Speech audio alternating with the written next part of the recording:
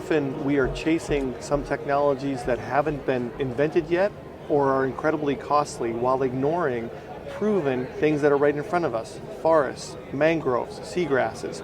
And so we have degraded those systems while then trying to invent some new technology to pull carbon out of the atmosphere. The first area that we should do is use the best technology that we have on the planet, which are forests, which are kelp beds, which are mangroves, which are wetlands that can be huge superheroes for climate and also protecting biodiversity. And yet, I think because of too much attention goes into these other areas, and we have a bias towards thinking that technology is going to save us, when really the most important thing we can do to save us is to look at some of the solutions that are right before our eyes that we're ignoring, such as conserving the ocean, such as protecting our forests.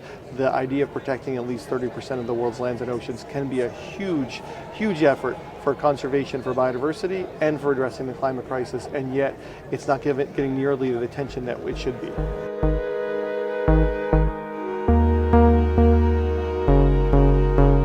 COP15 is the most important nature summit that we've had in more than a decade.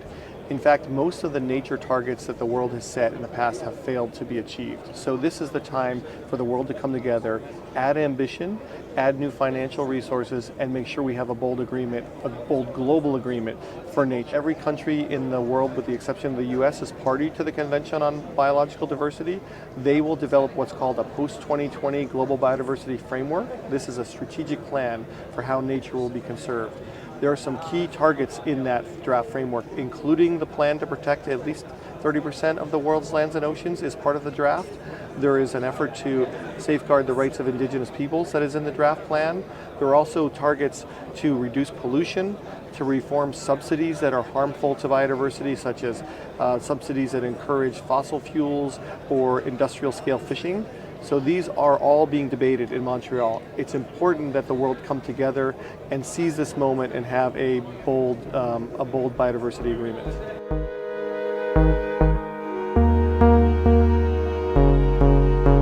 The chemistry of the ocean has been absorbing carbon for millennia.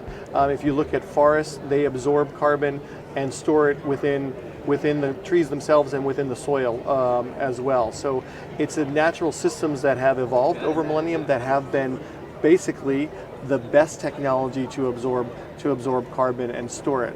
But if you in the sea floor, for example, of the oceans, we have quite a bit of carbon undisturbed on the sea floor.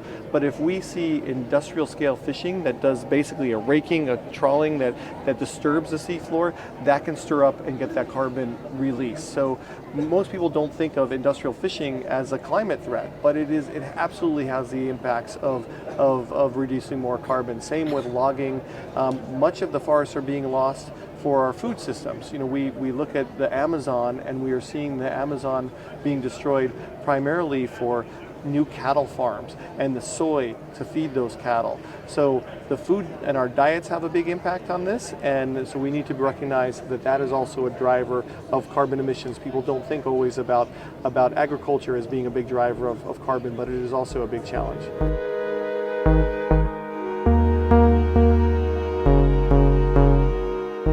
Look, most of the world's biodiversity that remains on this planet is concentrated on lands and territories that are stewarded by indigenous people. So there's a strong overlap between indigenous territories and high concentrations of biodiversity.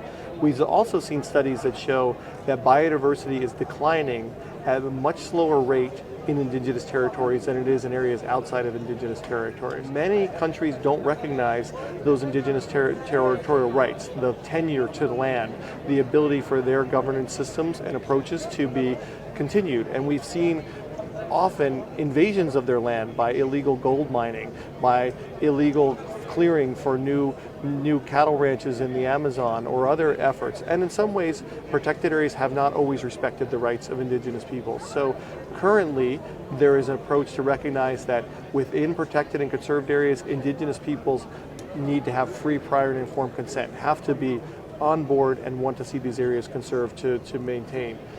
Separately, we've seen corporations need to have a mandate to respect indigenous rights in order to go into an area and produce or have some other degradation of the land, it has to first consult with the indigenous people and make sure that they are benefiting from economic development, that it's not being done to them, it's being done with them.